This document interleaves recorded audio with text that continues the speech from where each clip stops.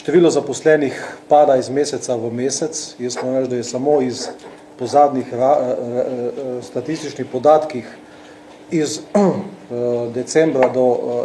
novembra do decembra lani skoraj da 4.000 zaposlenih manj v gradbeništvu, da je 20.000 ljudi od konec leta 2008 zgubilo skupaj delo v gradbeništvu in bom rekel, glede na projekcijo teh številk, lahko ugotovimo, da skoraj da v dobrem letu, če se bo to nadaljevalo, gradbeništvo v Sloveniji sploh več ne bo, če bo takšna dinamika se še nadaljevala.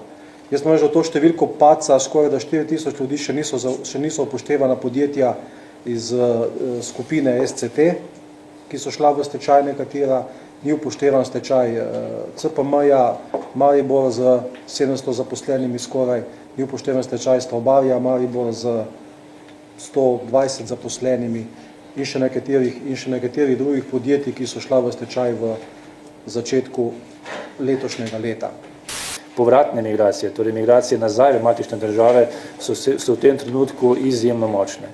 Torej, če smo leta 2007-2008 govorili o migracijah oziroma imigracijah v Slovenijo, je zdaj zagotovo obratni tok veliko močnejši, torej zdaj lahko govorimo zgolj o emigracijah. In recimo en alarmanten podatek, ki ga lahko naprej na drugem slajdu vidimo, je recimo, da če je bil v letu 2008 prirast selitveni v Sloveniji nekaj več kot 5.000 oseb, je bil leta 2010 175 oseb. To je to na naslednjem slajdu, sem če dopomenem. Skratka, tukaj te številke zagotovo povedo konkretno o kakšnem obsegu emigracij, torej izselitev iz Slovenije gre. Dejstvo je, da tukaj ne treba okolišati pa razmišljati pa analizirati situacijo, zakaj je temu tako.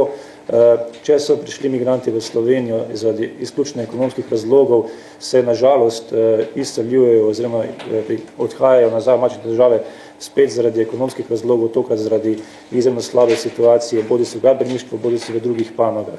Delodajalci govorijo, da hoče imeti fleksibilen trg dela, po drugi strani pa nekako nočejo slišati, da bi imeli delavci migranti osebno delovno dovoljenje, ker jih hoče imeti na sebe privlečene, torej hoče jih imeti pri sebi, ob sebi, s čim manj pravicami, tako da jih lahko čim dlje izkoriščajo. In tukaj je mogoče en taka izjava, ki je bila podana v eni izmed diplomskih nalog. Delodajalec je sam rekel, da pač noče imeti delavcev na osebnem delovnem dovoljenju, zaradi tega, ker ko dobi osebno delovno dovoljenje, gre pa k boljšemu delodajalcu. Torej, to je tista ironija tragična.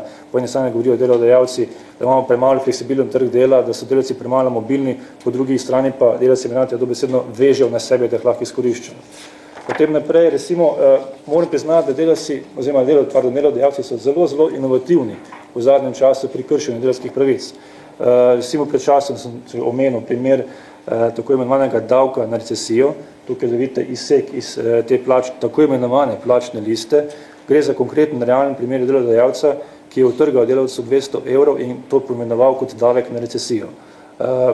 Pred parimi dnevi recimo sem dobil v roke tako imenovano pogodbo za zaposlitvi, ki je kos papirja napisano s kulijem in potem kao podpisano. Skratka, očitno je, da zaradi slabe regulacije, slabega nadzora so delodajalci pri kršenju delavskih pravic dobili ogromna krila. Nazaj v Bosno, nazaj v Srbijo odhajajo izjemno delavci migranti z težkim zdravstvenim stanjem. In tudi se ugotavlja preko objektivnih kazalcev. Tudi recimo bila ena izjava dr. Metode Dodič-Fikfak iz Inštituta za medicino dela, prometa in športa, ki je izjavila recimo, da v zadnjem času smo nazaj vračali domov invalide, torej govorimo o migrantih. Ni bilo nikogar, ki ne bi imel vsaj enega izmed teh simptomov, o katerem sem napisal, mišično-kostna obolenja, zdravstvene težave in tako naprej. Skratka, uvozi zdravega delavca, izkoristi ga in potem izvozi nazaj do fizično in psihično izrabljenega delavca in nažalost tudi potem pozabi na obveznosti do njega.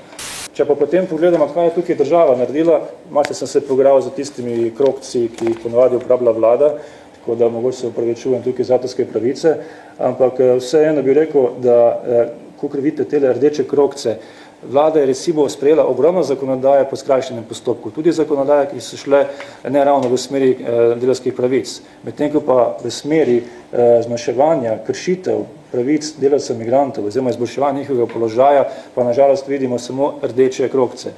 Torej do zdaj je bilo izjemno malo res sprejetega in uveljavljenega na področju zakonodaje. Mogoče oziroma zagotovo bi tukaj apeliral na Vlado Republike Slovenije in na Državni zbor, da naj čim prej oziroma takoj tudi uveljavijo in seveda tudi sprejmejo spremembe zakona za zaposlovanje in delo tujcev, ki bodo omogočili delavcem migrantom, da bodo lahko hitreje pridobivali osebno delovno dovoljenje in da bo tudi sprejeta uredba o minimalnih bivalnih pogojih.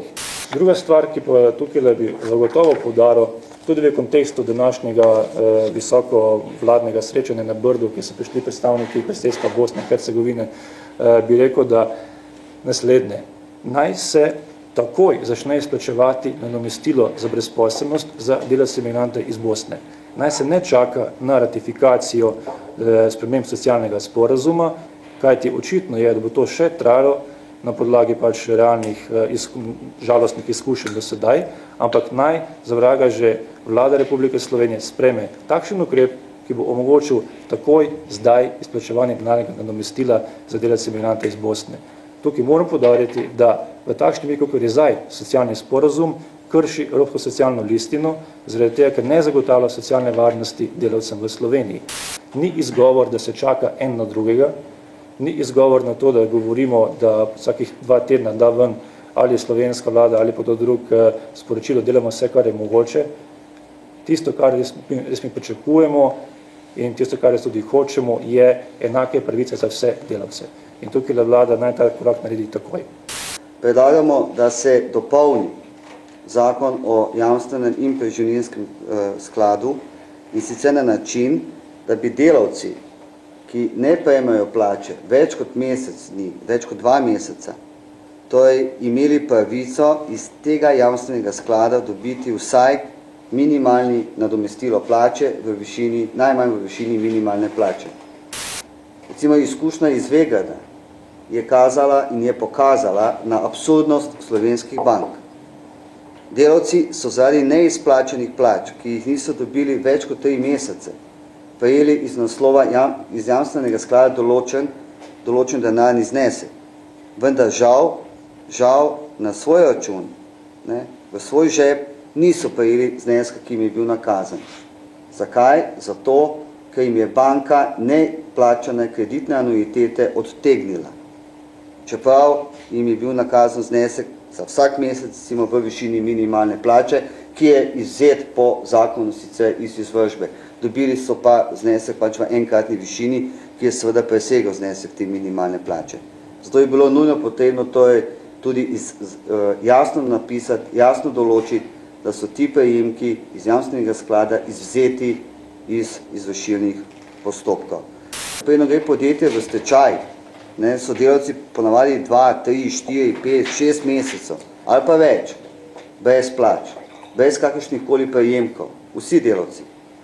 In potem šele gre podjetje v stečaj in potem ponovno traja določeno časovno obdobje, da lahko delavci vložijo vso potrebno dokumentacijo, ki je potrebna za izplačilo iz jamstvenega sklada. Po naših izkušnjah traja to približno 3-4 mesece, od dneva, ko prvič ni bilo plače. To je absolutno predolgo obdobje. In še potem, ko dobijo, jim banke določen denarni znesek seveda vzamejo zaradi neplačenih kreditov. To so zadeve, to so stvari, ki ne povečujejo varnosti, socialne varnosti naših delavcev. 43% gospodinjstev je v letu 2009 si ne bi moglo privoščiti nepričakovanih izdatkov. 43% vseh gospodinjstev. To je drug problem v Sloveniji, o katerem je absolutno premalo govora, in to je prezadolženost slovenskega prebivalstva. In na tem segmentu vlada mora skupaj z bankami, katerih večinska lastnica tudi je, nekaterih izmed njih, sprejeti ukrepe, ki bodo pomagale slovenskem prebivalstvu, torej da bo lažje preživel tudi sam to krizo.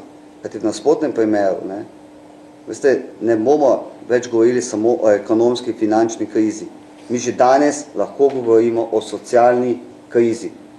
Ta porast brezposelnosti, propadanje podjetij, se ne dogaja zaradi minimalnih plač, zaradi delavskih pravic, pač pa zaradi nesposobnih uprav, požrešnosti lastnikov kapitala in pogosto tudi zaradi neodzivnosti države, da z mehanizmi pravne države prepreči zlasti zlorabe delodajalcev do delavk in delavcev.